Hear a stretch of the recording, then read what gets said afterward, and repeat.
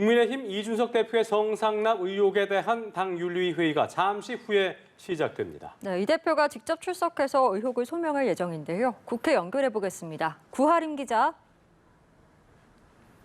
네, 약 1시간 뒤인 저녁 7시 국민의힘 중앙윤리위원회 회의가 열립니다. 윤리위는 이준석 대표에 대한 심의를 한 차례 미뤘었던 만큼 오늘은 징계 여부와 수위에 대해서 결론을 내릴 것으로 전망됩니다. 무혐의를 주장하고 있는 이준석 대표, 어떤 징계도 받아들일 수 없다는 입장인데요. 지금 가장 신난 분들은 소위 윤핵관이라며 자신에 대한 정치적 공격이라는 의견을 피력해왔습니다.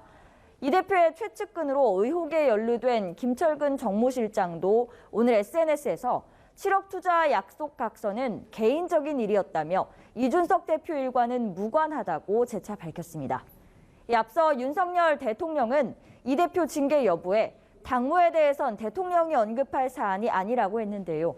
대통령실 관계자 역시 오늘 오전 브리핑에서 이 같은 입장을 재확인했습니다. 이어 당내 갈등이 지속하는 상황은 국민이 바라는 것이 아니라고 덧붙이기도 했습니다.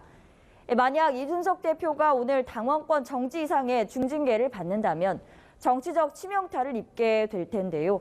결과에 따라서 당 안팎에 상당한 충격파가 예상되는 만큼 오늘 결정이 나지 않을 가능성도 있습니다.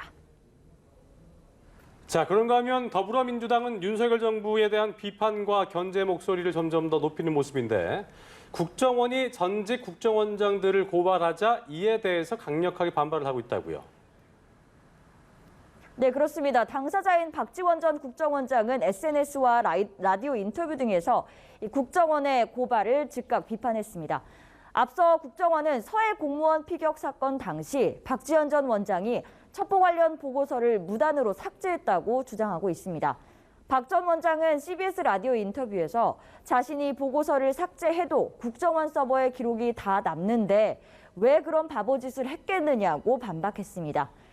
또 자신의 SNS에서 국정원을 향해 안보 장사하지 마십시오라며 고발이 정치 공세에 해당한다고 꼬집었습니다. 민주당 우상호 비대위원장 역시 명백한 정치적 행위라며 당 차원에서 이 문제에 대해 대응하겠다고 밝혔습니다. 반면 국민의힘은 국정원의 고발을 옹호하며 철저한 수사가 필요하다고 촉구하고 있는데요. 국민의힘 김영동 수석 대변인은 논평을 통해 국가와 국민이 아닌 정권에 헌신했던 박지원, 서훈 두 전직 국정원장이라며 이같이 밝혔습니다. 민주당은 윤석열 대통령 부부의 마드리드 방문에 대통령실 인사비서관 부인이 동행한 사실을 두고도 맹공을 펴고 있습니다. 박홍근 원내대표는 해당 인물이 김건희 여사의 특보로 불렸다는데 공식 직함 없는 사람이 특보로 불리는 게 바로 비선이라고 지적했습니다. 또 윤 대통령 친척이 대통령실에 근무 중이라는 언론 보도를 언급하면서 몹시 위험한 처사라며 윤 대통령의 반성과 대국민 사과를 촉구했습니다. 지금까지 국회에서 전해드렸습니다.